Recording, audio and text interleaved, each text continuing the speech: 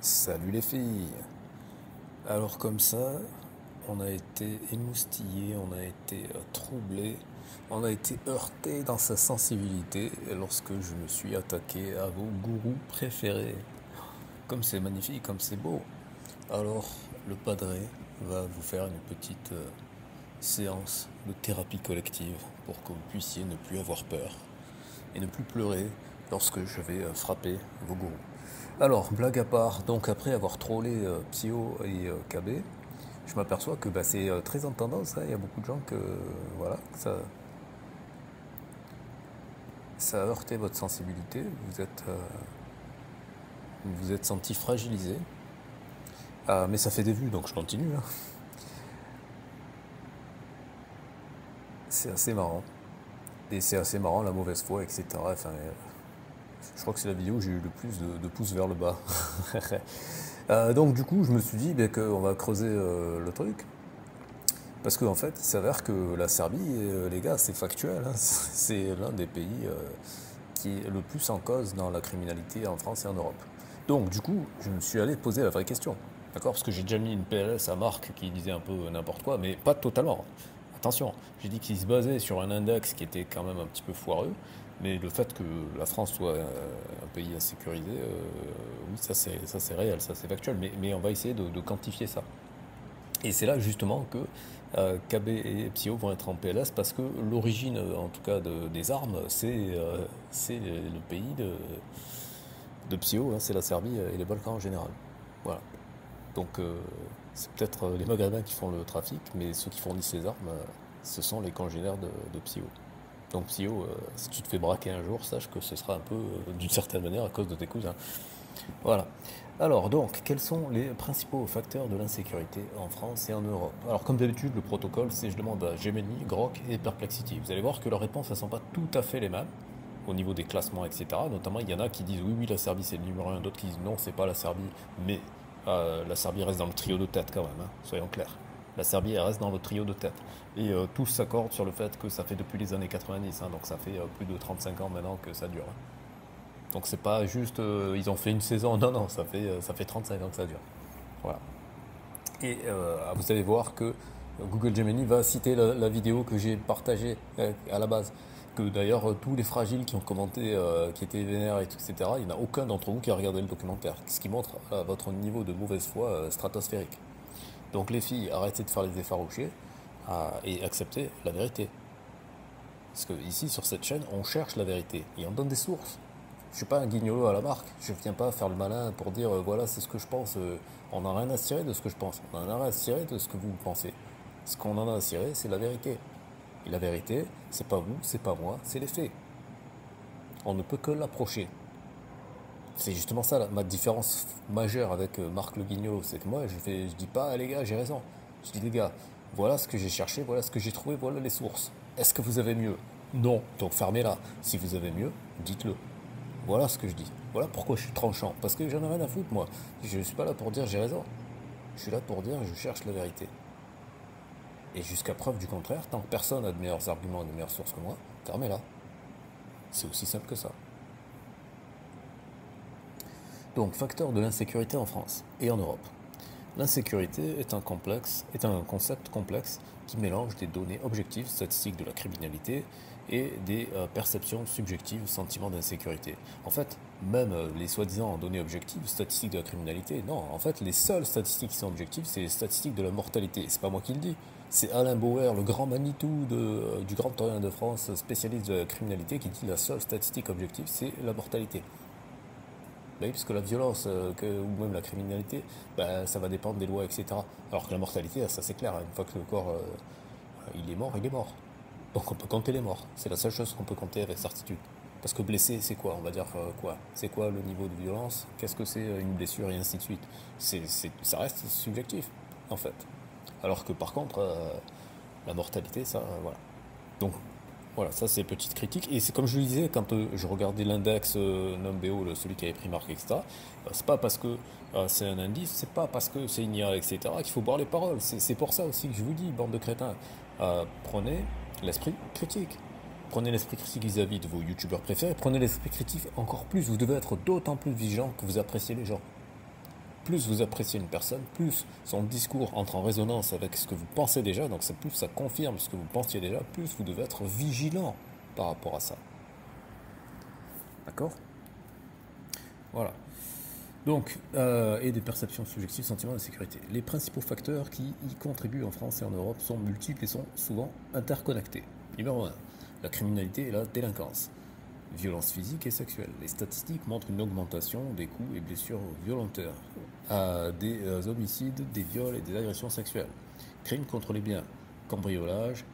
D'ailleurs, cambriolage, dans le documentaire de la vidéo en Serbie, le journaliste français, il interviewe les mecs à visage découvert et ils disent à visage découvert que ouais, le cambriolage, c'est leur sport national, qu'ils vont des fois en Allemagne, etc. C'est-à-dire qu'ils partent de la Serbie, ils vont en Europe de l'Ouest, ils vont faire des braquages, des cambriolages, etc. Et après, ils viennent se planquer en Serbie. Je sais pas vous, mais moi, ça me fait penser au concept de razzia. Hein. Je dis ça, je dis rien. Donc, les cambriolages, les vols de véhicules, le vandalisme restent des préoccupations majeures pour les citoyens. Criminalité organisée, le trafic de drogue, notamment la cocaïne, d'armes, la cybercriminalité et la traite des êtres humains se développent, alimentant la violence et l'insécurité à grande échelle. Ces réseaux criminels exploitent les technologies modernes et les failles des systèmes de sécurité. Numéro 2. Les facteurs sociaux et économiques. Inégalités socio-économiques, la précarité et les difficultés d'accès à l'emploi et au logement peuvent engendrer un sentiment de frustration et favoriser l'entrée dans la délinquance. Alors là, c'est un spécial big up à tous les petits cons de How to Bitcoin qui sont là, qui sont pro-inégalité. Bande de cons, c'est justement la croissance des inégalités qui produit la criminalité. D'ailleurs, c'est Guignolo, je vous rappelais, hein, je vous renvoie vers la vidéo où j'en parle, qui osait dire en fait, l'État c'est une mafia comme toutes les autres, et tant qu'à faire, je préfère les autres mafias. Mais les gars, mais venez, allez en Serbie, allez voir la mafia serbe, allez voir la mafia des aides, on va voir si vous en parlez. Non mais sérieusement. Allez à Vesoul, on va voir si vous gérez la mafia. Crise géopolitique et flux migratoires. Ça, c'est spécial big up pour tous ceux qui sont pour l'envoi de troupes en Ukraine. Les conflits extérieurs, comme la guerre en Ukraine, créent une instabilité qui se répercute sur le continent, avec des flux migratoires. Oui, d'ailleurs, je vais lui demander, après, j'avais oublié, si l'Ukraine faisait partie des gens qui favorisent ou qui réduisent la criminalité en Europe. Crée une instabilité qui se répercute sur le continent avec des flux migratoires importants et une augmentation du trafic d'armes. Déjà, la réponse est déjà là-dedans. Radicalisation et terrorisme. Bien que les attentats de grande ampleur soient moins fréquents, la menace terroriste reste élevée. Des actes de terreur isolés peuvent survenir, alimentant un fort sentiment d'insécurité. Donc là, vous voyez qu'il parle pour le terrorisme de menace. Parce que c'est factuel, des attentats, il n'y en a pas tous les jours. Heureusement d'ailleurs. D'accord ? Et je suis pas en train de dire que c'est pas grave, c'est extrêmement grave. Mais là, on voit qu'on est finalement, par rapport au terrorisme, plus sur de la perception, de la subjectivité, donc de la psychologie, plutôt que de faits réels. Encore une fois, je n'ai pas dit que les faits réels n'existaient pas, je dis juste qu'ils sont beaucoup moins fréquents que les autres types de criminalité. Classement des pays européens. Il n'existe pas de classement unique et parfait de l'insécurité car les données officielles et les perceptions de la sécurité peuvent diverger. Comme on l'a vu tout à l'heure, il y a très peu de critères objectifs. En fait, je devrais lui poser la question de la mortalité. En fait, c'est le seul critère qui est objectif et qui permettrait de faire un classement. Je vais lui poser la question. D'ailleurs, je vais le marquer.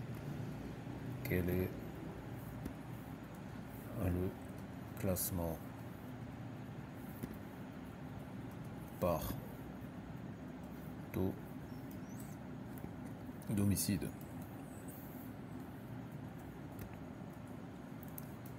Voilà, et je récupère le prompt que je demanderai à la prochaine IA. Alors, ensuite, de plus, les méthodes d'enregistrement des délits varient d'un pays à l'autre. Voici néanmoins un aperçu basé sur des indices reconnus et des statistiques clés. Le Global Peace Index. D'ailleurs, je ne sais pas pourquoi j'ai pas pensé à aller regarder ça quand j'ai fait la vidéo sur Numbeo. Le Global Peace Index est l'un des classements les plus complets. Il évalue la paix ou l'insécurité en se basant sur 23 indicateurs, notamment les niveaux de violence, de terrorisme, de stabilité politique et de militarisation.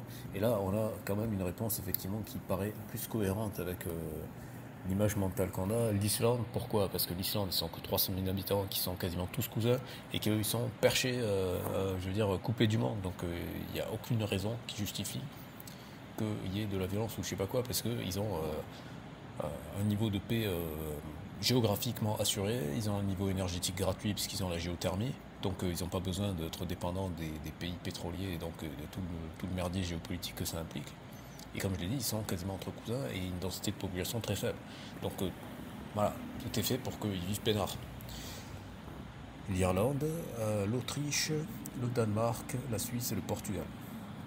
La France est classée 86e au niveau mondial dans le GPI 2024, ce qui la situe dans la moitié inférieure du classement.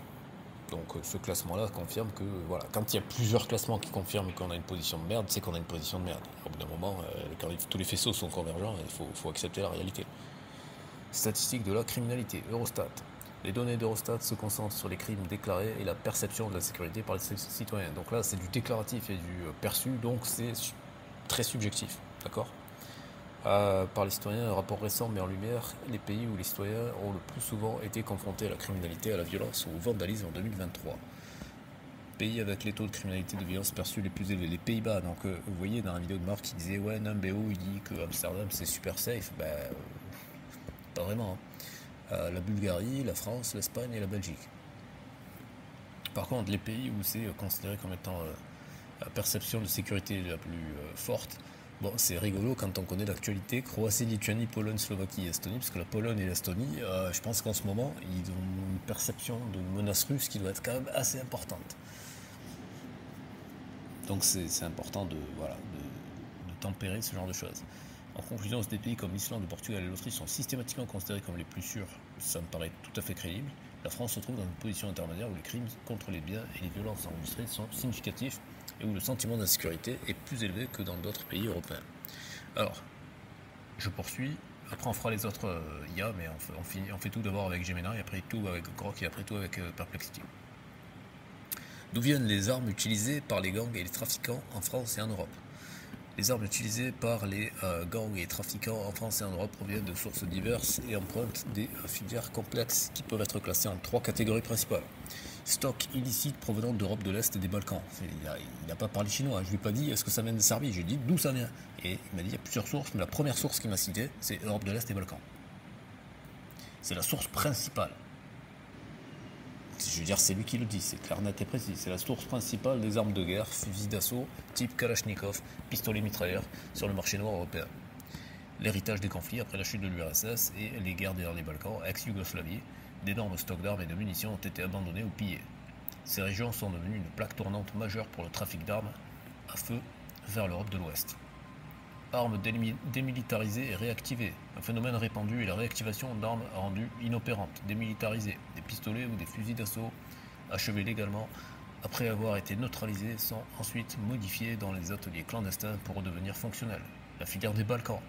Les réseaux criminels organisés utilisent des routes terrestres, souvent dissimulées dans des voitures ou des poids lourds, pour acheminer ces armes vers les grandes villes d'Europe occidentale. Les prix y sont beaucoup plus bas qu'en France ou en Belgique, ce qui rend le trafic très lucratif. Oui, d'ailleurs, non, c'est exactement ce qui se passait dans la vidéo que j'avais montrée, hein, que tous les fragiles, toutes les pom-pom girls de psychodéliques ont chialé, mais vous n'avez pas regardé le documentaire, bande de cons. Allez le regarder, et vous verrez, il le dit. Le mec, quand ça sort de la Serbie, il fait x10. Quand ça franchit la Turquie, ça fait encore x10, voire x100. C'est un business extrêmement lucratif. Alors, numéro 2, le marché national et les détournements. Une part significative des armes illicites provient de France même, ou d'autres pays de l'Union européenne. Donc, mais on voit que ça arrive en deuxième. Hein. Mais oui, effectivement, il y a un marché national, j'hallucine. Vol et cambriolage. Des armes détenues légalement, armes de chasse, de tir sportif ou de collection sont volées lors de cambriolages chez des particuliers puis revendues sur le marché noir. Armes de collection et de surplus. Certaines armes anciennes datant parfois de la Seconde Guerre mondiale circulent encore sur le marché illégal. Oui, mais bon, ça c'est de la guignolerie. Qu'est-ce que tu vas faire avec une arme de la Seconde Guerre mondiale? C'est une efficacité foireuse. C'est vraiment n'importe quoi, ça. Mais ça, c'est peut-être plus pour faire du pognon pour les collectionneurs. Transformation d'armes à blanc, des pistolets d'alarme ou à blanc, dont la législation d'acquisition est plus souple, peuvent être facilement transformés pour tirer de véritables munitions. Le marché de la drogue contre armes. Les enquêtes de police montrent que les trafiquants de drogue se fournissent souvent en armes, soit pour assurer la sécurité de leur territoire, soit pour des règlements de compte. Il n'est pas rare de voir des échanges de type drogue contre armes s'opérer au sein de réseaux criminels. En fait, il y a même des trucs. Alors, je vais rester flou parce que j'ai pas envie d'avoir de problème, mais je peux vous dire que sur Telegram, alors maintenant c'est plus possible, mais à l'époque où il y avait l'option où on pouvait voir les personnes qui étaient connectées aux alentours, à Marseille, ça m'est arrivé de me retrouver à discuter avec des gens qui très rapidement m'ont proposé des armes. D'accord? Voilà. Et proposé d'abord des femmes et après des armes. Voilà. Bref.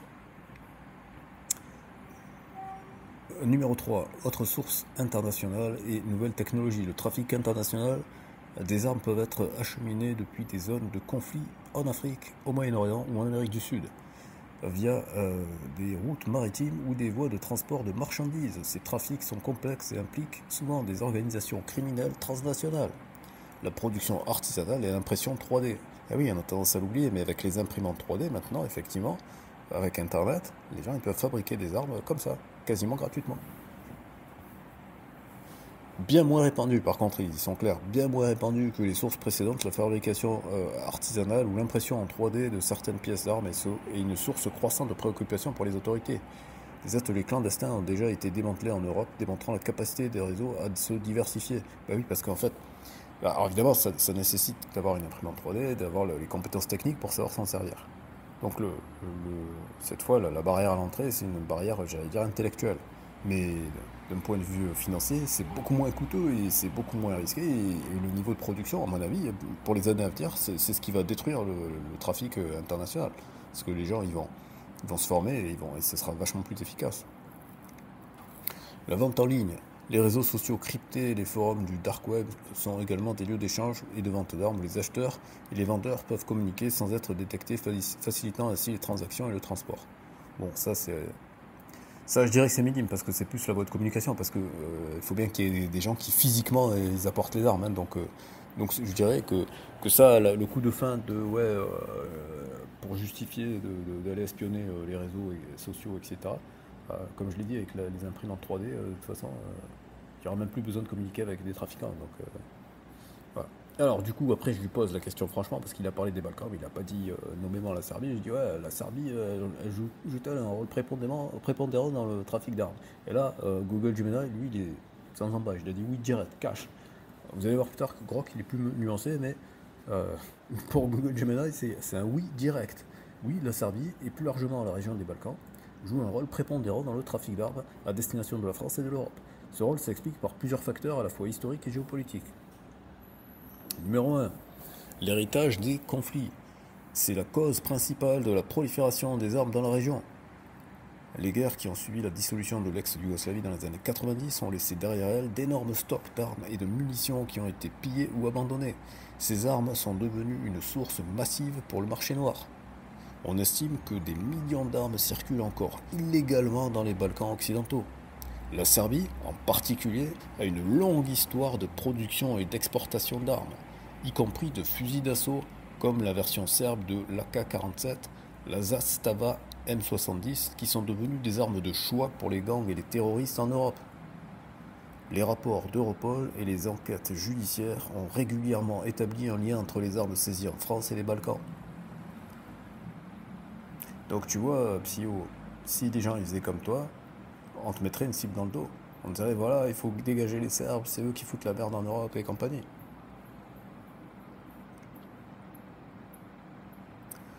Le rôle des mafias serbes est balkanique.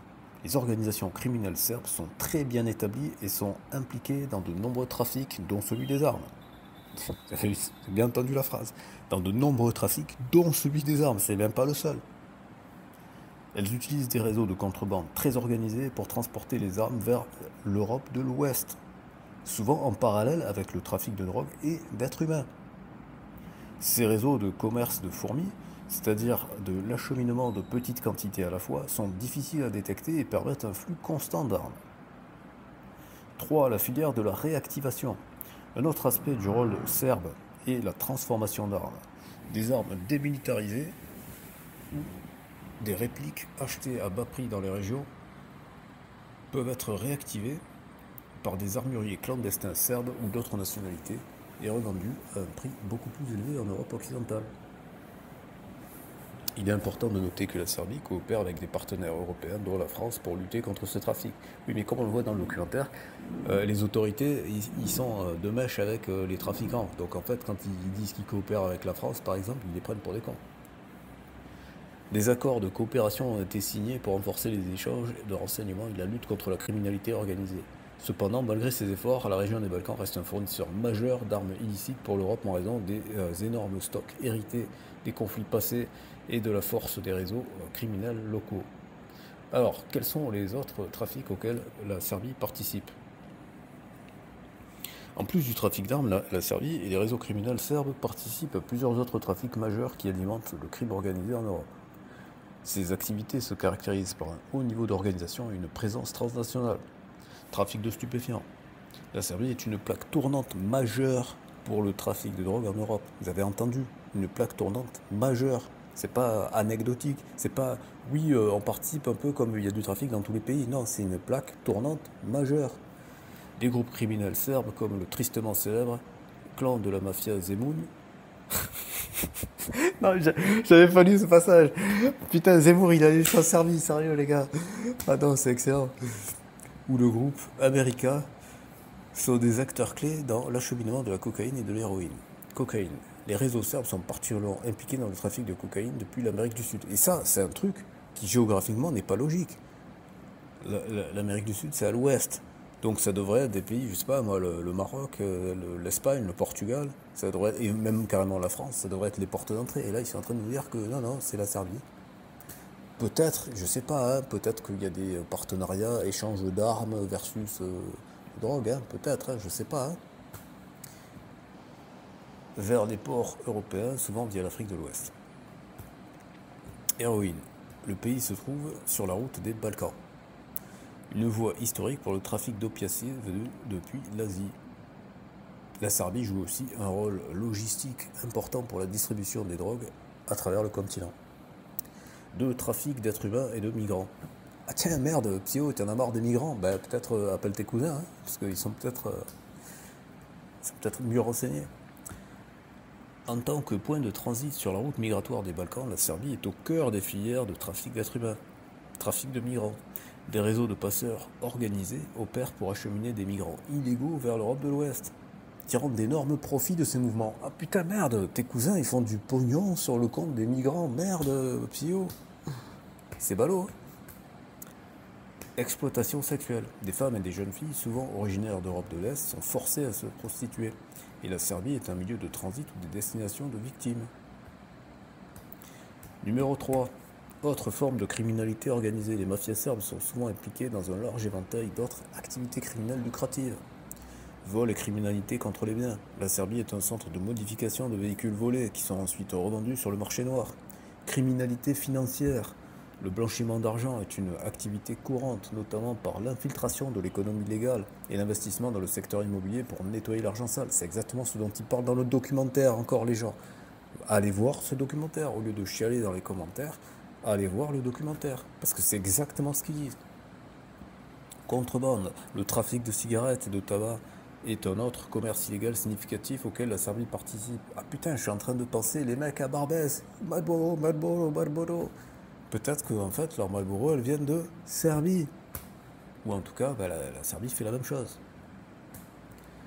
Ces divers trafics sont soutenus par une forte corruption et des liens avec des hauts responsables d'État. Oh merde alors! Ce qui rend le démantèlement des réseaux criminels d'autant plus difficile. C'est exactement ce dont il parle dans le documentaire. Merde alors! Et pourquoi? Oh tiens, merde alors! Jimena, il nous donne le lien exactement du documentaire que j'ai partagé. Putain, mais c'est-il pas surprenant? Ça alors? Bah alors les gars? La mafia serbe a-t-elle des connexions avec la DZ Mafia et autres trafiquants en France? Alors, pour la DZ Mafia, vous allez voir, là, vous allez être content, il n'y a pas de connexion directe établie en tout cas. L'existence d'une connexion directe et formelle entre la mafia serbe et la DZ Mafia de Marseille n'est pas publiquement documentée et confirmée par les rapports de police ou les enquêtes journalistiques. Cependant, il est important de comprendre les dynamiques de la criminalité organisée en Europe pour analyser les liens indirects qui pourraient exister.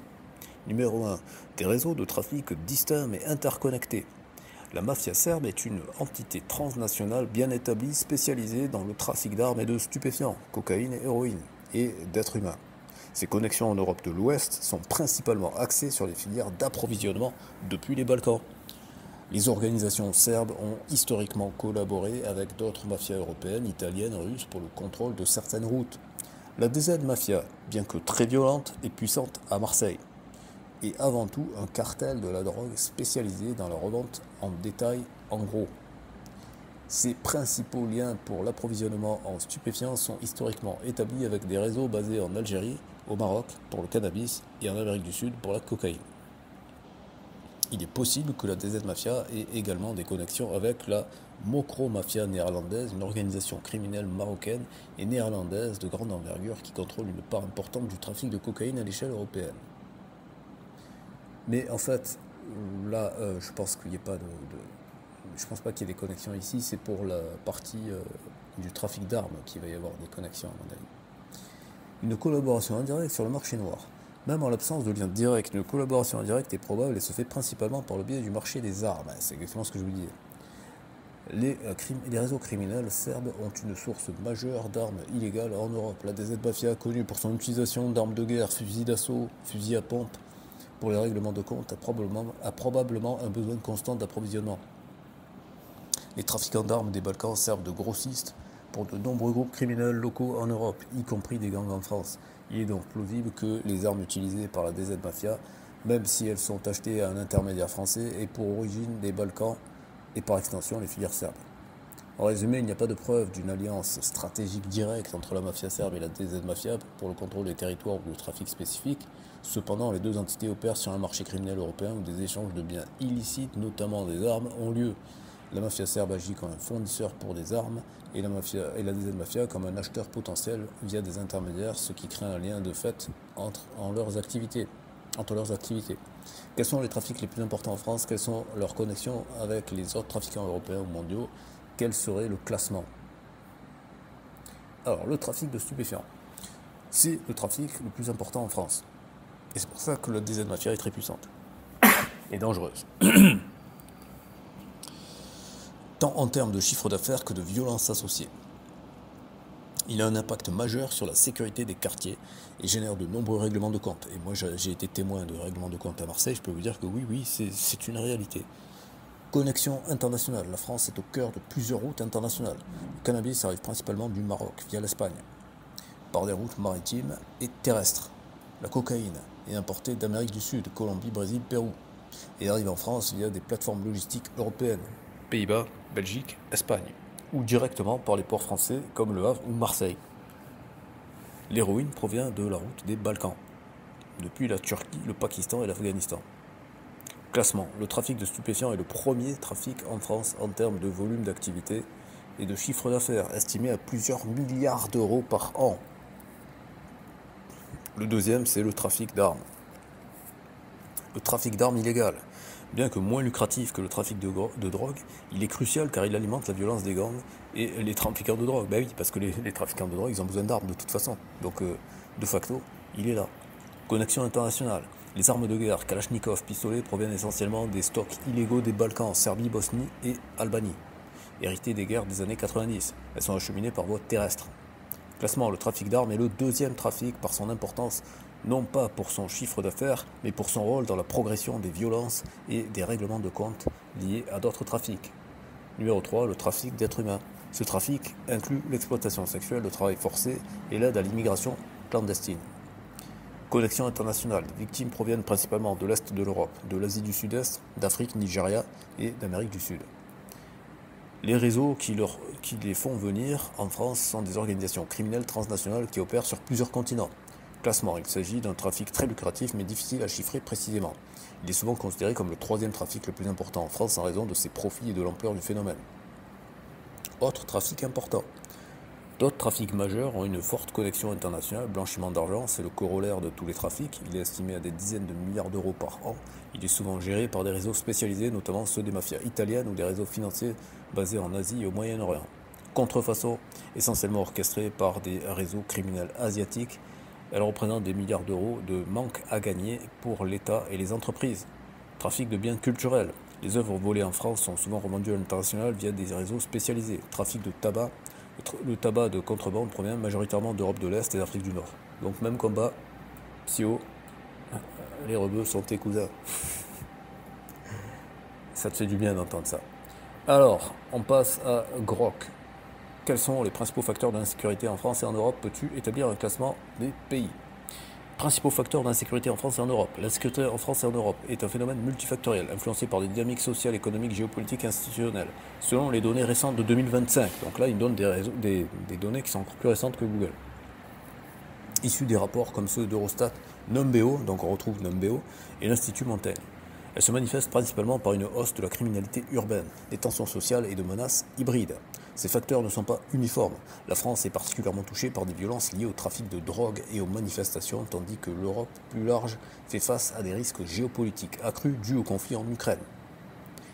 Voici les principaux facteurs classés par ordre d'importance basés sur leur fréquence dans les analyses récentes.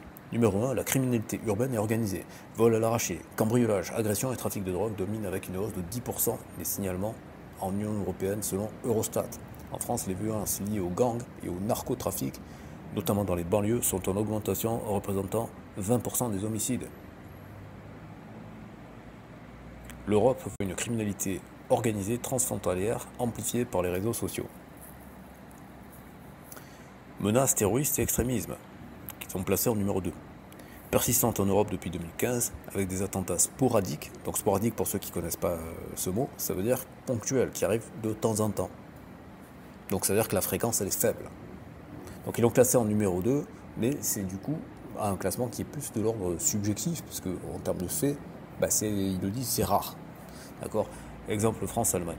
En 2025, la menace est évaluée à un niveau élevé par les services de renseignement liés à des conflits comme en Ukraine ou au Moyen-Orient, touchant 10% des citoyens de l'Union européenne qui se disent exposés à la violence. Oui, mais là, on parle de menaces, donc on ne parle pas de faits.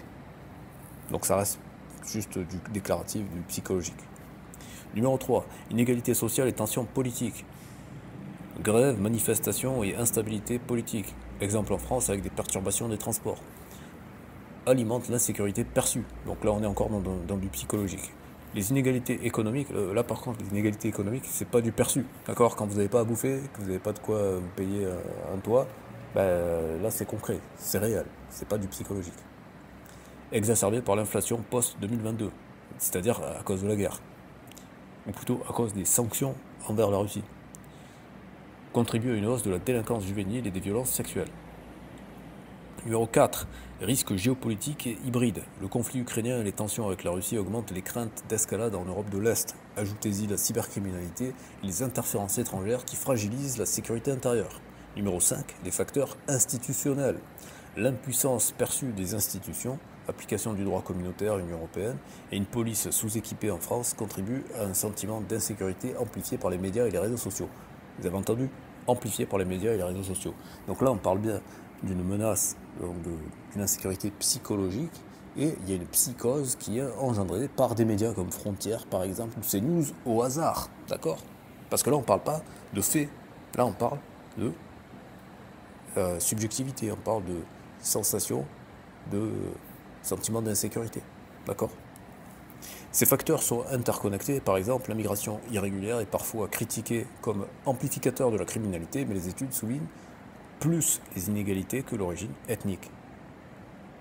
Ils ne parlent pas chinois, ce sont les inégalités et non pas l'origine ethnique.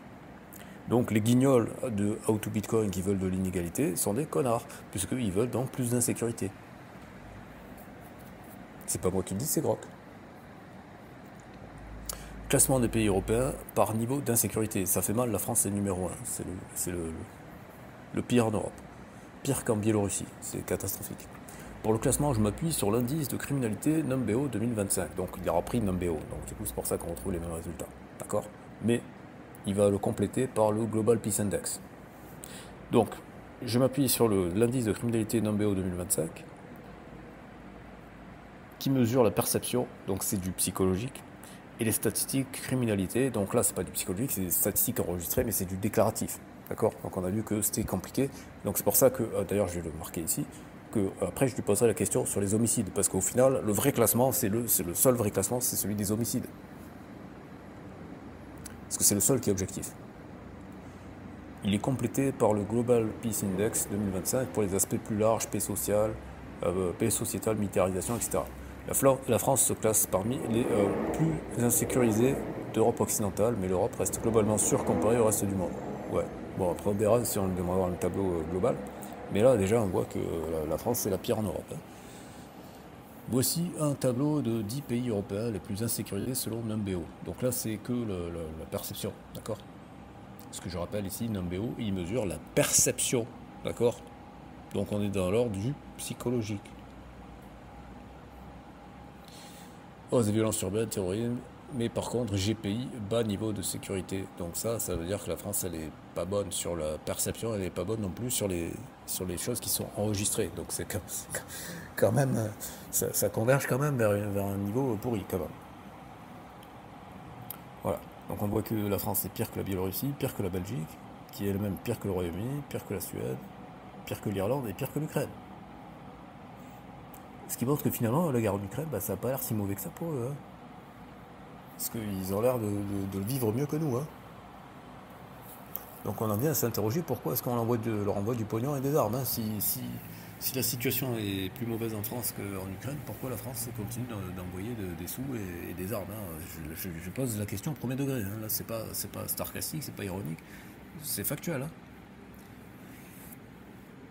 A l'inverse, les pays les plus sécurisés d'Europe, bas indice GPI top, inclut l'Islande, on retrouve des choses normales. L'Islande, l'Irlande, l'Autriche, la Suisse, le Portugal. Voilà, là il confirme exactement ce qu'avait dit Google Gemini. Donc c'est suffisamment convergent et cohérent pour qu'on puisse considérer que c'est vrai jusqu'à preuve du contraire. Alors d'où viennent les armes utilisées par les gangs et trafiquants en France et en Europe? Origine des armes utilisées par les gangs et les trafiquants en France et en Europe.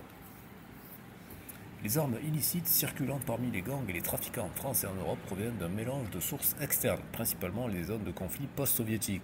On en revient à la Serbie et aux Balkans en général. Interne à l'UE via diversion et conversion. Et numérique, dark web. Selon le rapport EU-SOCTA 2025 d'Europol, le trafic d'armes est un marché secondaire pour les groupes criminels organisés, souvent lié à la drogue et à la violence urbaine, avec une demande accrue due à l'expansion des gangs. Hausse de 33% des morts par arme à feu en Suède en 2017, tendance persistante. Voilà, là par contre ça c'est une statistique qui est imparable. Là on parle des morts. Donc là, ça c'est une vraie statistique. Ça a du poids, 33% de hausse, c'est stratosphérique. C'est stratosphérique. En France, les saisies en 2025, opération Europol en avril, montrent que 60% des réseaux criminels de l'UE utilisent des armes pour intimider ou protéger leurs activités, alimentant les conflits de narcotrafic dans les banlieues. Donc les armes sont cruciales dans tout ce bordel. Donc savoir qui vend les armes et d'où ça vient, c'est extrêmement important, parce que c'est la cause, c'est pas la seule, mais c'est une cause profonde de ça. C'est ce qui permet en tout cas l'augmentation de ce trafic. Les routes exploitent les faiblesses frontalières et les disparités légales. Voici un classement des principales sources basées sur les rapports Europol, la Commission UE et des études comme celle du Flemish Peace Institute 2021, mise à jour en 2025. Les estimations de part de marché sont approximatives, tirées de saisies et traces. Environ 50% des armes saisies en UE sont originaires des Balkans. Bon ben voilà, la messe est dite. Hein. Balkans occidentaux, armes militaires issues des stocks post-conflit, Yougoslavie, 1990, AK-47, grenades, fusils d'assaut, faible contrôle étatique en Bosnie, Serbie, Albanie. C'est exactement les armes qui montrent dans le documentaire. C'est pour ça que je vous dis, les gars, au lieu de faire les pleureuses, d'aller chialer pour Psyo et compagnie, allez regarder le documentaire, vous allez voir de vos propres yeux. Donc via Slovénie-Autriche, vers France, exemple 2025, saisie de plus de 50 AK et de grenades d'une caravane bosnienne. Conversion, réactivation, intra-UE, armes à blanc, gaz, alarme neutralisée, légalement désactivée, convertie en arme à feu létale, facile via kit IEGO, 25 à 30%. Production locale, exemple Slovaquie, Turquie, trafic intra-UE. Flaubert converti en France par gang urbanisé. Diversion des circuits légaux, vol chez particuliers, armuriers, forces de l'ordre, faux documents pour achat, 15 à 20%. Vol en Allemagne, revendu en France. C'est ça le couple franco-allemand. Trafic en ligne dark web, 5 à 10%. Import US. Union Européenne, hausse post-2020 due au e-commerce. Oh putain, le Covid a permis d'augmenter le trafic des armes en mode e-commerce. Aïe aïe aïe. Autre source externe, USA, export légal détourné, Ukraine, Moldavie, impression 3D, etc. Alors, explication détaillée. Balkans comme hub principal. Donc là, c'est clair et net, c'est les Balkans. Les OCG albanais kosovars dominent, utilisant des routes existantes pour drogue migrants. Donc là, on remarque que Grok, par rapport à Gemini, il a tendance à minimiser le rôle de la Serbie. D'accord, il la cite, mais il ne met pas la Serbie en avant. Il met plutôt les Albanais et Kosovars. En 2025, l'initiative franco-allemande renforce les contrôles, mais les prix bas. Un AK à 200-500 euros, dans les Balkans, versus 1000 euros en Union Européenne. Maintiennent le flux. Implication, armes lourdes pour gangs français. Exemple, Marseille, narcotrafic. Conversion, une menace interne, disparité légale dans l'Union Européenne, permettent l'achat en Pologne ou en Slovaquie. Ouais, la Pologne qui est super sécurisée, ça je peux vous le confirmer, j'ai passé plus d'1 an en Pologne, donc je peux vous dire que c'est un pays très sécurisé, mais n'empêche que apparemment ils vendent des armes. Et pareil, la Slovaquie, ça, je suis surpris. Je suis surpris, ouais. Émeute de Dijon en 2020, ah oui, j'avais oublié ça, avec les Tchétchènes qui s'étaient battus à Dijon, ça avait été très violent d'ailleurs. Diversion et vol, souvent sous-déclaré, gang exploité, blablabla. Tendance 2025, SOCTA note une évolution de l'ADN criminel. Plus de violence hybride, cyber plus armes, avec dark web boostant l'accès individuel. Plan d'action UE 2020-2025, 11,8 millions d'euros pour Balkans. Vise traçabilité, Interpol, mais défis persistent, ratification inégale du protocole ONU. Effort, lutte et perspectives, l'UE priorise via Impact 2026-2029, coopération avec Balkans, Sahel, IA pour colis, directive traçabilité, bon d'accord. Alors, la Serbie joue-t-elle un rôle prépondérant? Donc là je vous dis, Grok il dit non. Il dit la Serbie, le rôle de la Serbie, non, la Serbie ne joue pas un rôle prépondérant dans le trafic d'armes en Europe en 2025, bien qu'elle fasse partie d'un écosystème régional qui reste une source significative. Donc, il dit que c'est pas les numéros 1, c'est pas les derniers non plus, il reste quand même dans le top 3. Historiquement, la Serbie a été impliquée via le surplus d'armes des guerres yougoslaves des années 90, environ 6 millions d'armes excédentaires dans la région. Mais aujourd'hui, son rôle est plus modéré et souvent lié à des flux transfrontaliers avec des pays voisins comme le Kosovo et la Bosnie.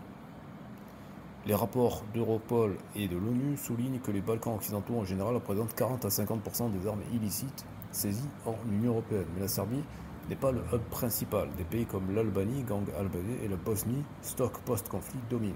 Au contraire, la Serbie excelle dans les exportations légales d'armes. Exemple, munitions vers Israël. Ouais, ça, c'est pas mieux. Quand la Serbie ne fait pas du trafic d'armes pour les pays occidentaux, elle contribue à aider les génocidaires en Israël. C'est assez catastrophique. On comprend mieux peut-être pourquoi Psyodélique en a rien à foutre des Palestiniens. Ce qui masque parfois les flux illicites mineurs. Contexte et facteurs clés. Sources historiques et actuelles. Les armes proviennent majoritairement des stocks militaires balles sécurisées post-1990 convertis ou réactivés. En 2025, le trafic est facilité par des OCG, groupes criminels organisés. En anglais ce serait Organized Criminal Groups, d'où le OCG. Albanais, kosovars, utilisant des routes existantes, drogue, migrants. La Serbie est citée pour des transferts vers le Kosovo, tension ethnique, mais pas comme exportateur dominant. Des allégations isolées lient même des églises orthodoxes serbes à du trafic lié à l'extrémisme, mais cela reste marginal et non prouvé à grande échelle. Tendance 2025. Selon l'UU SOCTA 2025 d'Europol, le trafic d'armes s'intensifie via le dark web et les conversions armes à blanc létales. Conversion de armes à blanc vers létales. Mais les Balkans restent la source principale pour l'Union européenne, sans singulariser la Serbie. Des efforts anti-trafic, Project Hermes de l'UNOC, formation à Belgrade. Belgrade, c'est la capitale de la Serbie. Montre que la Serbie coopère activement, ce qui atténue son rôle illicite. Route vers l'Europe via Autriche-Slovénie vers la France-Allemagne. Échange drogue-armes avec l'UE. Saisie récente 2024-2025 implique souvent des caravanes ou colis depuis les Balkans, mais pas exclusivement serbes. Oui, en fait, il s'est braqué parce que j'ai dit Serbie, comme si c'était le seul endroit, en fait. Je pense que c'est pour ça qu'il met l'accent sur ça. Classement des pays des Balkans dans le trafic d'armes, estimation. Donc on a 40-50% pour l'Albanie et le Kosovo, 20-30% pour la Bosnie et 15 à 20% pour la Serbie.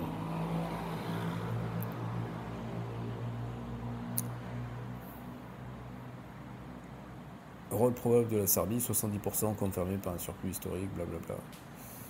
Alors, quels sont les autres trafics auxquels la Serbie participe? La Serbie, en tant que pays des Balkans occidentaux, est un carrefour géographique et économique pour divers trafics organisés, souvent gérés par des groupes criminels comme la mafia serbe.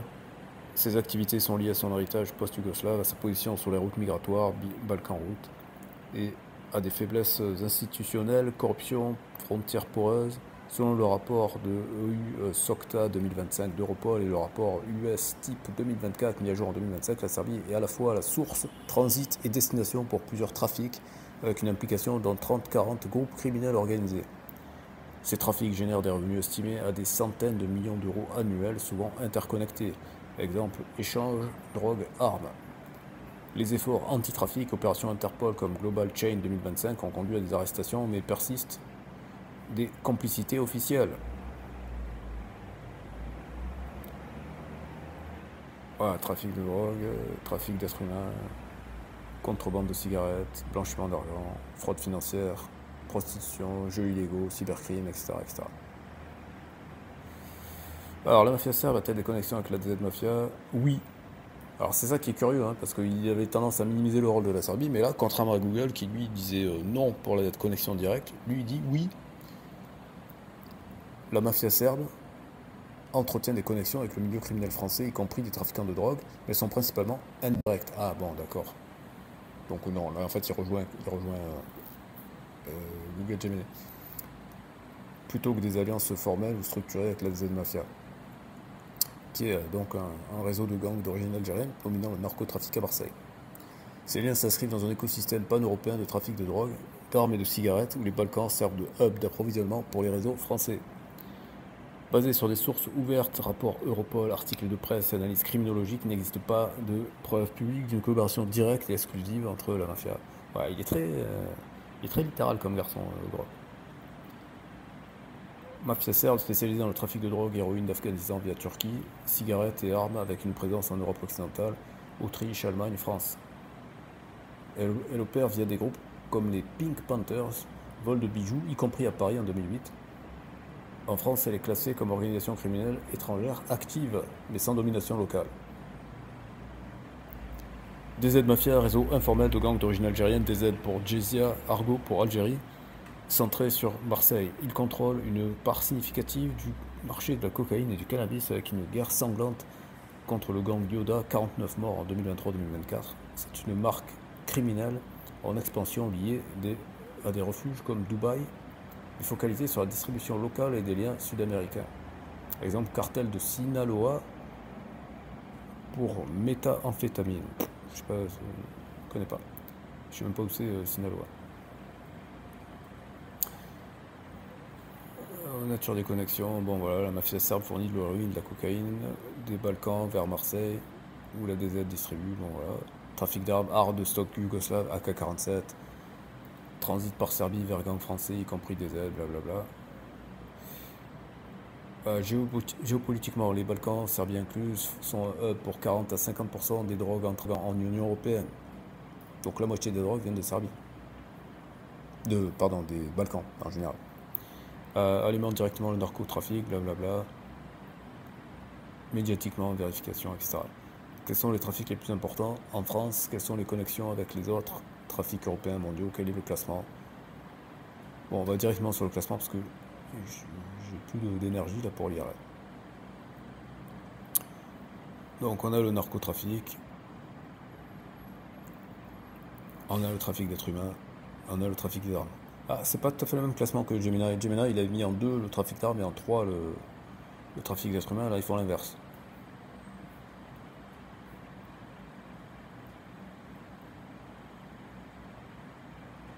Pour le trafic d'êtres humains, la Serbie un peu, mais je pense que ouais, c'est ça. Ce qui met en premier, c'est Roumanie-Bulgarie.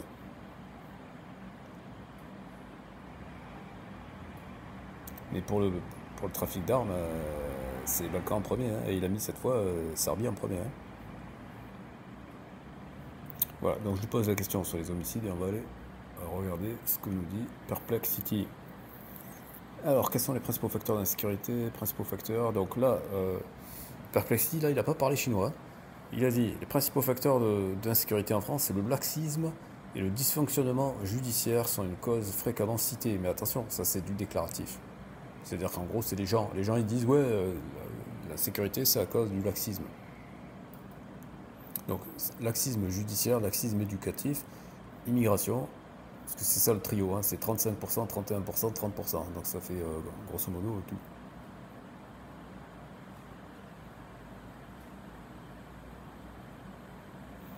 Facteurs d'insécurité en Europe, conflits armés, criminalité organisée, inégalité sociale. Spécial dédicace aux guignols de Bitcoin qui veulent plus d'inégalité. Donc ça veut dire que mécaniquement ils veulent plus d'insécurité. C'est vraiment des crétins ces gens. C'est vraiment des crétins. Et le pire c'est qu'ils en sont fiers. Voilà, bon là on retrouve le classement du MBO, donc ça c'est pareil. Ok. Alors d'où viennent les armes utilisées par les gangs et trafiquants? Balkan. Numéro 1, Balkan.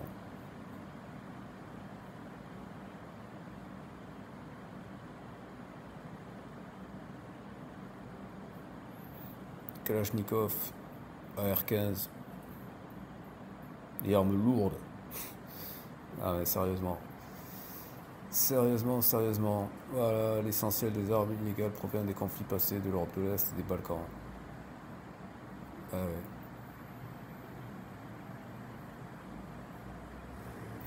Alors, la Serbie joue-t-elle un rôle prépondérant? Bah oui, oui.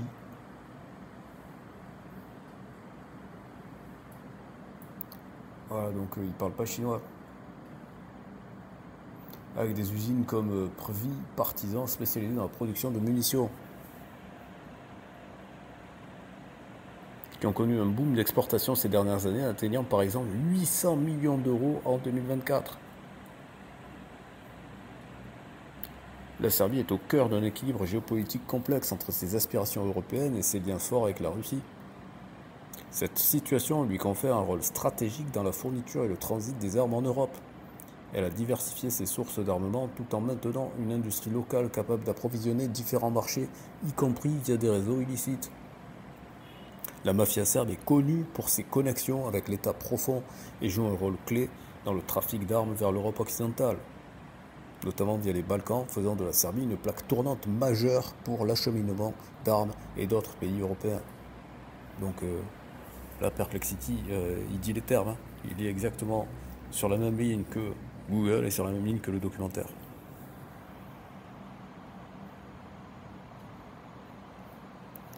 Voilà, après, bon, c'est toujours pareil, ils vont nous dire la même chose, trafic de drogue, trafic d'êtres humains, autre trafic, blablabla.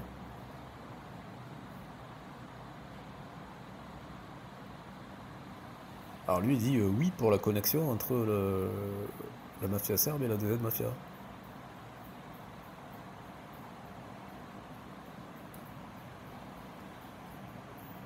Plusieurs éléments confirment cette connexion. Un groupe mafieux international d'origine balkanique incluant des membres serbes a été démantelé en France et à Monaco en 2023. Ce réseau importait d'importantes quantités de drogue en France et en Europe, avec des liens au sein de la criminalité organisée dans les Balkans intégrés aux filières françaises.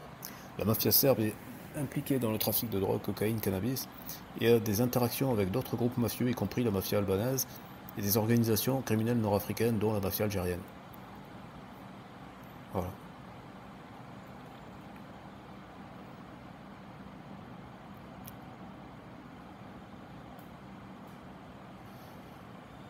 Voilà, voilà. La mafia serbe collabore parfois avec des groupes nord-africains dans les circuits d'acheminement de migrants et trafic en lien avec la route des Balkans, notamment vers la France. Bon ben,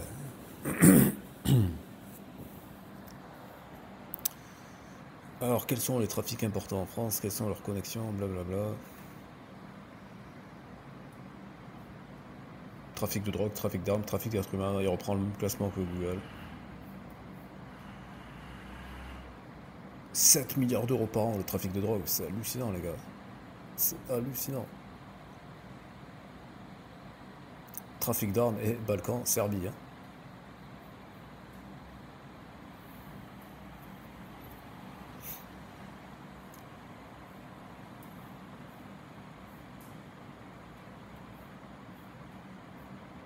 Allez, on pose la dernière question, qui est le seul classement ultime. Alors, on va regarder d'abord la réponse de Google. Voici un classement par taux d'homicide, nombre d'homicides pour 100 000 habitants. En se basant sur les données les plus récentes disponibles, il est important de noter que les chiffres peuvent varier légèrement selon les sources et les années de référence. Classement mondial, le continent américain et certaines régions d'Afrique enregistrent les taux les plus élevés. Taux les plus élevés. Salvador, historiquement l'un des pays les plus dangereux, plus de 90 pour 100 000 habitants. En 2015, ouais, mais ça c'est des vieux chiffres là. Oh les gars, ah, ça c'était avant la présidence de Nayib Bukele. Là. Il me donne des chiffres qui sont. C'est foireux sans truc. En Europe, c'est la Lettonie, la Lituanie, la Russie, l'Ukraine et l'Albanie. Bon.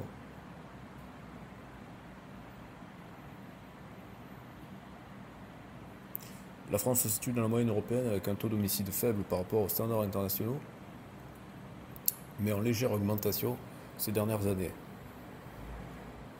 Donc le taux d'homicide en France est généralement inférieur à 1,5 pour 100 000.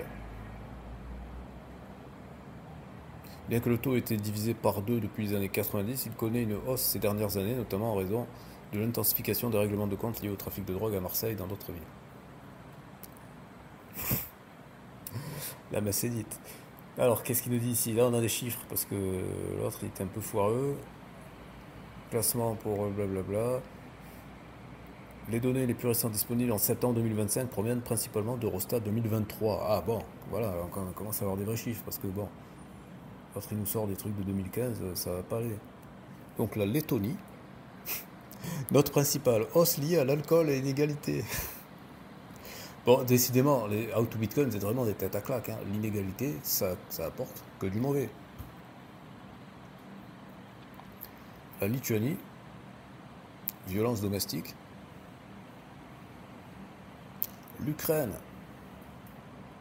la Russie, le Monténégro, criminalité organisée balkanique, décidément les Balkans, pas très bon. Turquie, violence liée aux armes et honneur. Albanie, trafic et vendetta familiale. Estonie, problèmes sociaux post-soviétiques. Biélorussie, données limitées. Répression politique. Bulgarie, corruption et pauvreté rurale. Roumanie, baisse progressive, violence domestique. Serbie, lien avec trafic balkanique. Et la France, juste après. Narcotrafic urbain à Marseille. 4e en Europe de l'Ouest. Belgique, violence liée à la drogue. Suède, hausse des gangs.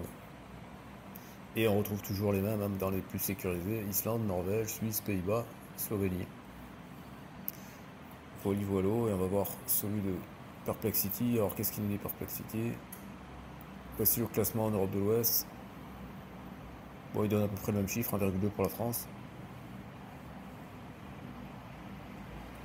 Belgique, Finlande et Luxembourg. Je suis surpris de voir Luxembourg comme ça.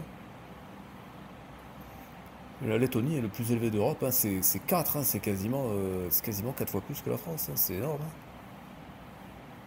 C'est surprenant ça. C'est très surprenant, la Lettonie. Pourquoi est-ce que... Qu'est-ce qui se passe là-bas?